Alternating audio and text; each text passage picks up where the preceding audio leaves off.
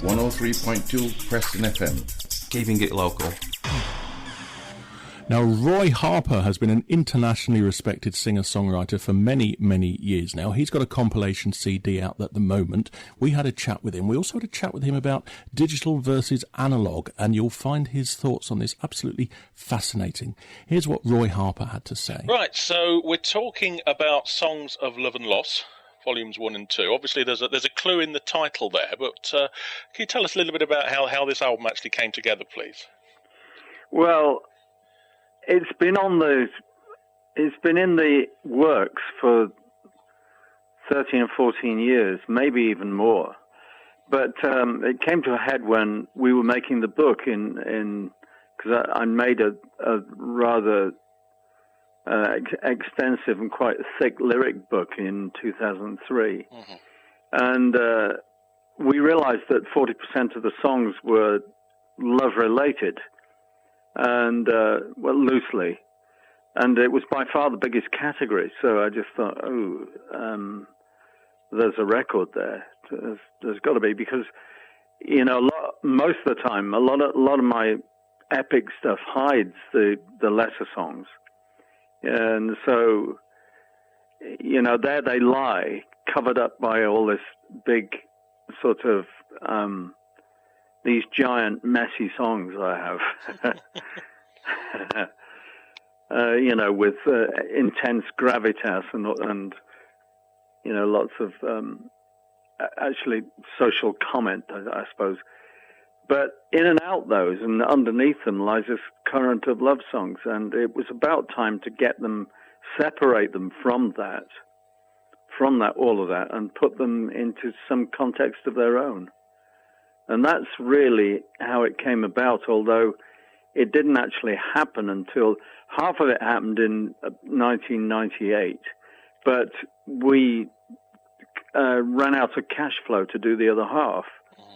So, it got shelved. And, of course, I couldn't say a word about there being another half because it would have been up on the Internet, the same, definitely the next day. No, the same 5 minutes probably. So I just kept it secret, and I watched the digital domain happen, and free music for everyone, and all of that nonsense.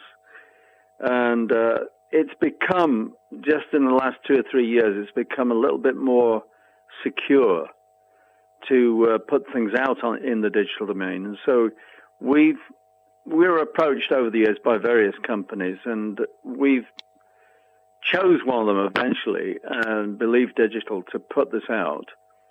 And they wanted something to head up the catalog with. And so they asked me to do something they asked me for a compilation. I just thought straight away that the Love Songs compilation was the one to go with. So, that's basically how it's happened. Brilliant. That's a very interesting story. Now, you're thinking about re-releasing all the rest of your catalogue as well, aren't you? Is that right? Or have I misunderstood that? Is the precursor for it all. Mm-hmm. They're releasing another 4 this month, I think. I think it's already happened. Excellent. And there'll be 4 every couple of months. There's 4 until, I think actually there's 18 that I want to release publicly. I think we need to keep some for the website. Mm-hmm. Otherwise the website becomes depopulated, and it's the website is a source of information, but B, it's also a source of income for the lesser things that that only sell now and again and are not so popular, but you've got to keep them there. You've got to you owe it to your kind of legacy and your complete catalogue to keep them there. Right. Okay. Do you think going down the digital route now will mean that you appeal to another branch of the audience, maybe a younger audience you hadn't reached before? Yes, but strangely enough, yes is the answer to that. But strangely enough, it's not happening so much with digital as it is with vinyl. Right. And particularly in the USA, because I've got a lot of young people in the USA who apparently have been influenced by me. A lot of young singers and songwriters. Think people like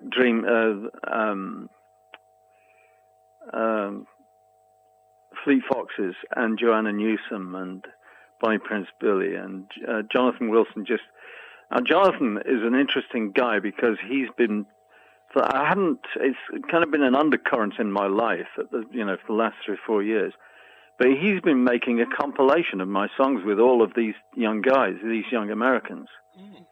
And it's become a double album. And suddenly, he's got interest from all kinds of publishers to get more people on it and get actually some people from over here, get voices from over here on it. So, it's actually become a little bit of a bigger baby than he'd thought. Meanwhile, just by sheer chance, I happened to be in London whilst he was doing his first gig in London at a place called the Borderline in London. And I went to see him because, obviously, I'd never communicated with him before, but I was interested because, obviously, his name has cropped up over the last 2 or 3 years. And I was absolutely blown away by the gig. Absolutely. And I just thought, if this is what these young guys... It was like hearing, Jeff Snare playing for the first time, and it was as vibrant. And it was as kind of... It had the same energy as things did in the beginning of my life in music. And I just thought these guys have kick-started all of this again. They've gone back to the basics of, what music and songwriting and all the rest of it in the modern world is all about.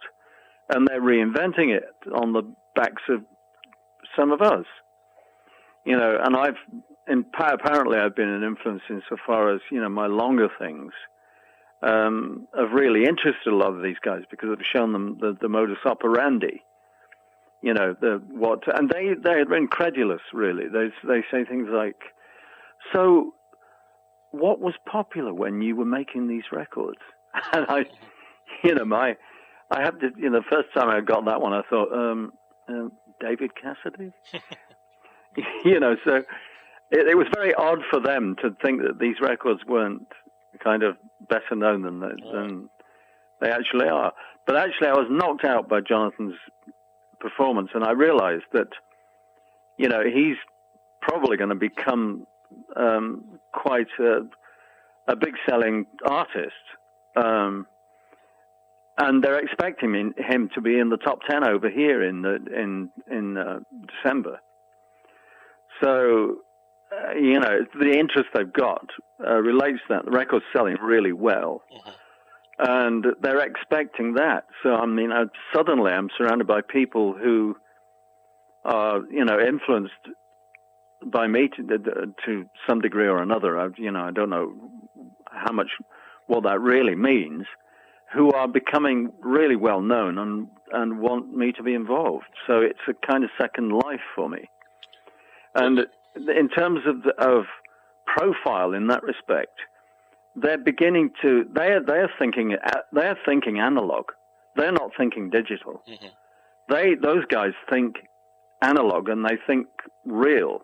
They think tape. They think, it's kind of almost going back to the bare essentials. They're thinking that the digital domain has diluted everything, and that they are going to take it back to something that's more hi-fi, better quality altogether.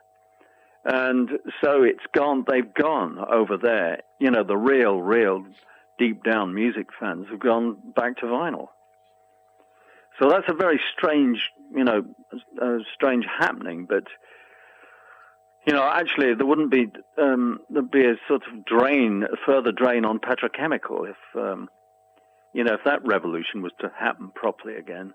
That's right. If everything's made in plastic again. Yes, but so there are obvious disadvantages, but the digital domain will add to the the profile of everyone, as it were.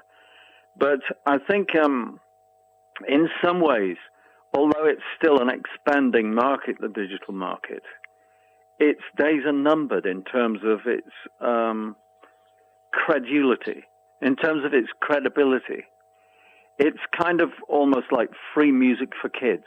Mm-hmm. Whereas people with more nous and with a better experience in life than your average 14-year-old. And I'm not actually denigrating your average 14-year-old, because when I was 14, I was I thought I was very together, and I thought I was on the edge of in the vanguard of what was happening. But it's kind of, the digital world is for people who are not going to go any further with music at all. They're not going to carry it as an arm of their life, as kind of something that a necessary food. They're going to carry it as wallpaper. That's what the digital domain is. Whereas, and it's a taster. It's a taster. If you get into music, you want something different than purely the digital domain. I mean, it's okay, for listening to on your iPod or on your whatever you've got, whichever apparatus you've got, on your way home in the train or the bus or from the football match or whatever. It's okay for that. It's great for that, because you can keep yourself wired in that sort of a way if you want to, in everywhere you go in life now. But if you want to relax at home to something with good quality, and together with the literature that goes with it, and all of so you get to know about not only the artist but the songs and the atmosphere, the inspiration, all of the backup, then you have to go to something other than digital. Sorry if I'm. No, it's fascinating. It really is. I'm just wish we've got longer to do all this, because we've only got a short slot for this. It's fascinating. I could listen to you all day, to be honest. Easy listening on wireless radio.